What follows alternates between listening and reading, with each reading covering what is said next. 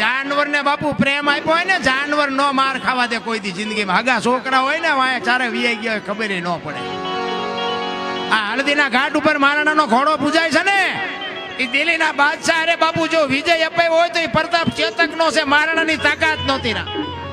એ જેટલા ઘા પડ્યા ને એ બધા ચેતકે ખાધા બાપુ. મહારાણા પ્રતાપ ને એક તલવારની પીસી નથી અડવા દીધી. બાપુ કેવું જાનવર છે વિચાર તો કરો. અને છેલ્લે જયારે બાપુ ઈ ઘોડાને બાપ કે મહારાણો પ્રતાપ કે મેં શિવ ભોળાનાથ ને બાપ કીધો છે, એક મારા બાપ ને બાપ કીધો છે, બાકી આ દુનિયામાં ત્રીજાને બાપ નથી કીધો.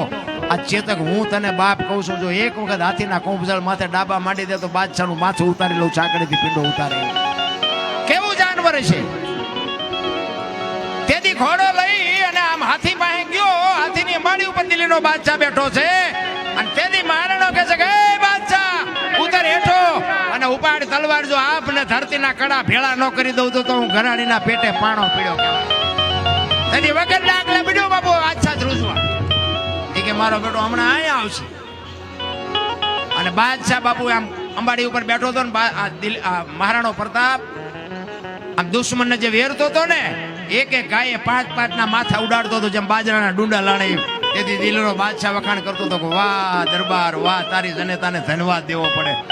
આ 22,000 ને હું રોટલા દઉં છું, પણ તારા જેવા જો મારી પાસે 10 હોય ને, આખા હિન્દુસ્તાનમાં કોઈને રાજ ન કરવા દઉં બાપુ. દુશ્મનને વખાણ કરવા પડે, ઘા કરતા આવડે.